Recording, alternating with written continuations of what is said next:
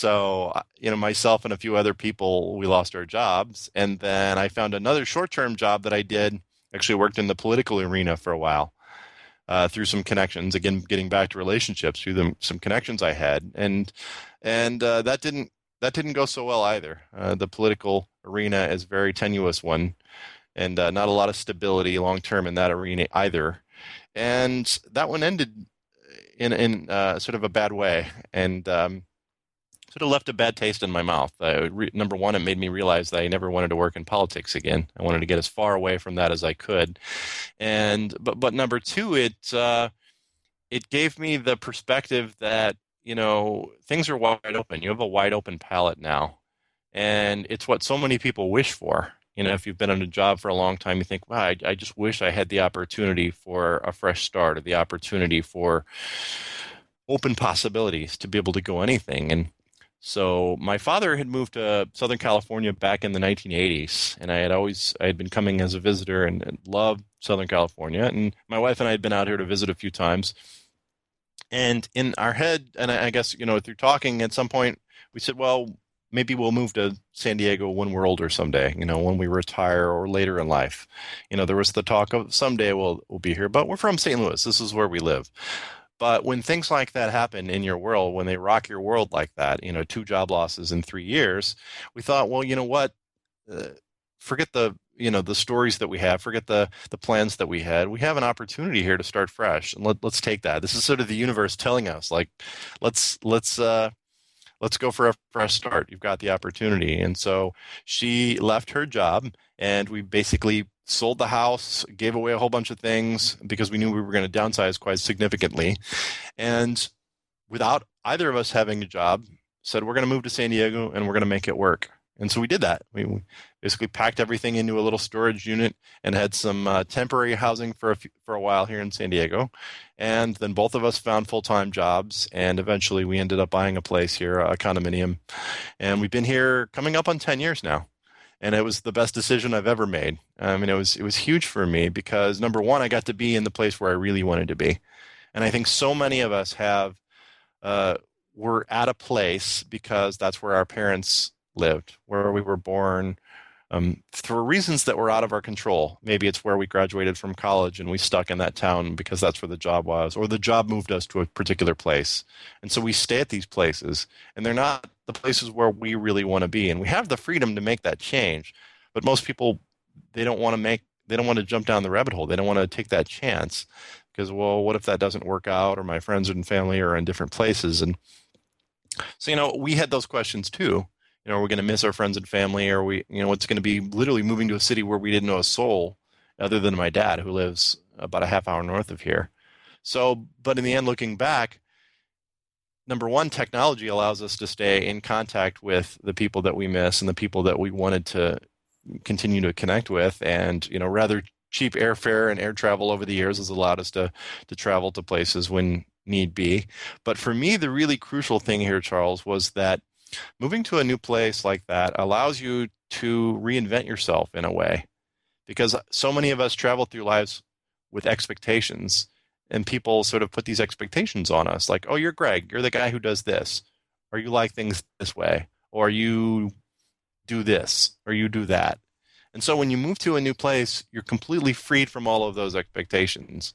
And it wasn't that I was living some sort of false life that wasn't true to myself at the time, but it allows you to open yourself to possibilities in a way that you just can't. It's far more difficult to do when you're in a place where you have those roots and you've been there for a long time. So it was incredibly liberating, and I just think that it was a huge pivotal point in my life. So very, very happy. Best decision we've ever made.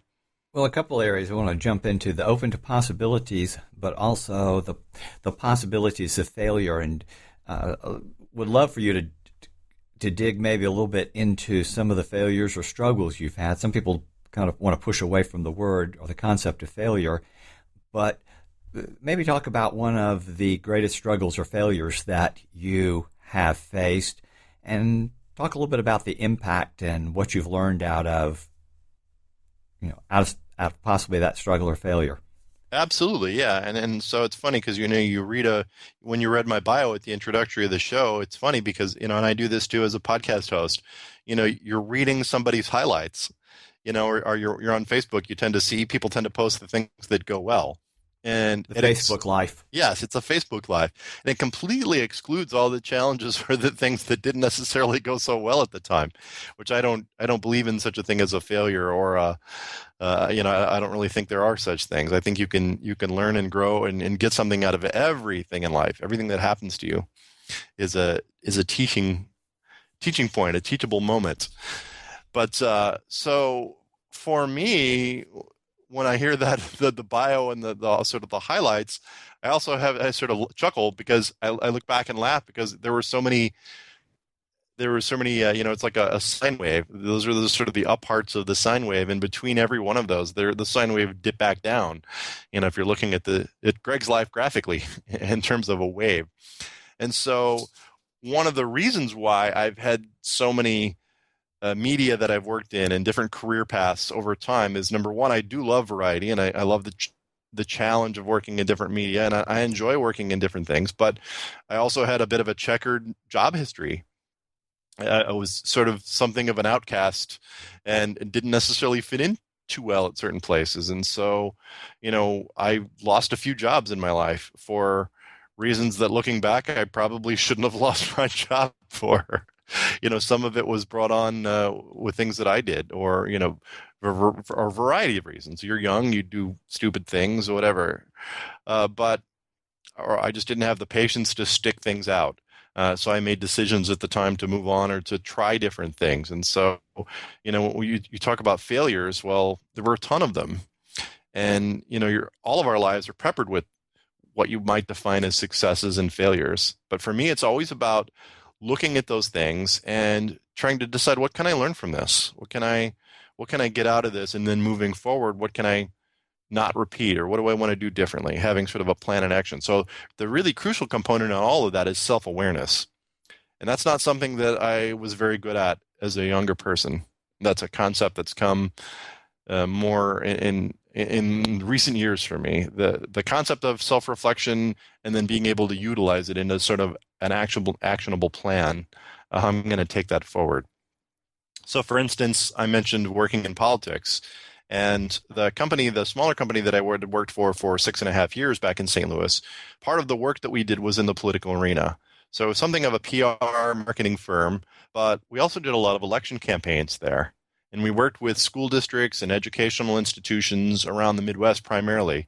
And it was really exciting work. It was great because it was something that I believed in, which was funding and boosting public education. And at a philosophical level, it's something I feel very strongly about.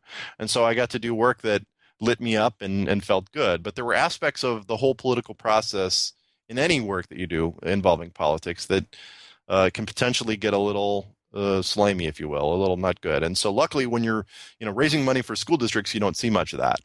But when you get into the arena of working with candidates, for instance, then it gets a little more dicey. It gets a little more. Uh,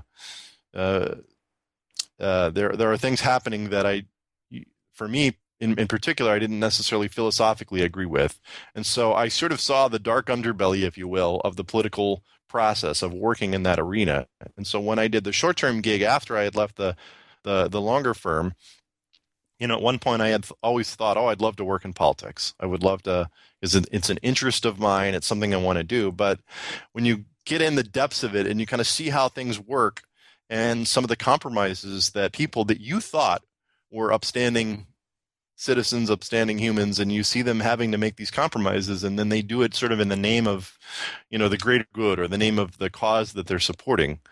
Um, I couldn't look past that. I wasn't able to look past, for me, intention is a huge part of the equation, and also how you execute is part of the equation. It can't just be about the intention. So I saw things that just didn't jive with me, and so when I lost my job, number one, it allowed us the freedom to move out of St. Louis, but it also allowed me to reflect and decide that that's not an industry that I'd ever wanted to work in again. And so it allowed me to concentrate on, okay, well, I want to work with education institutions, for instance, or nonprofit organizations, or things that were doing particular types of work. So then when I came to San Diego, that's where I was able to concentrate and really focus my job search. And so I knew that I wanted to work with these types of companies and organizations. And I've been able to do that for most of the past 10 years. So hope that answers that question. Yes, in a good big way. We recently had a conversation about those stretches of desert between the oasis of work. How have you dealt with some of those? What are some of the obstacles that you're struggling with now or through the years as you've dealt with that off and on? What kind of fears or anxiety does that bring up, and how do they show up, and how do you deal with it? It's a great question, Charles. I think that many people listening, they either might be entrepreneurs or thinking about being an entrepreneur, thinking about doing that for a living. And for me, the positives far outweigh the negatives. And I've been on my own now. I started halftime, sort of a halftime gig, working from a home office about 6 years ago, 5 or 6 years ago now. And then I've been out on my own completely for about a year and a half. I had a sort of a main client that I had for years, and I left them. So then I was on my own, completely having to find my own business, find my own clients, and continue that to pay the bills. And there are times when things are flush and they're working very well, and you get lots of clients, and you're doing great, and it's all hunky dory. And then there were times when things slowed down, and you hear crickets, and how am I going to pay the bills? How am I going to keep things afloat here? How am I going to keep my entrepreneurial journey going without having to go take a straight job somewhere? And so, yeah, I recently went through a patch that was the toughest patch for my business since I've started. And I had never been through a patch that had that depth of things just not working, not happening. And Wow. I don't think I was quite prepared for that because we hadn't gone through that yourself. I mean, other people can tell you about it, but until you've been through that yourself, I don't think there's any way to adequately prepare for it. And Yeah, you don't understand if you haven't been there. yeah, and so it was a big eye opener. And for me, there were two main teaching points that came out of that, and then I'm going to try to utilize. One of the things is being self-aware enough to realize, okay, this is what happened. Okay, I got a pretty good handle on what happened here, and this is what I'm going to do about it going forward. Utilizing the self-awareness into some sort of actionable plan. And so, first of all, part of it is that when you're busy, it's easy just to focus on the projects that you're working on rather than, okay, well, I'm in the middle of a project, but I have to think that this project's going to be ending here in a few weeks, and I've got to line up the next thing.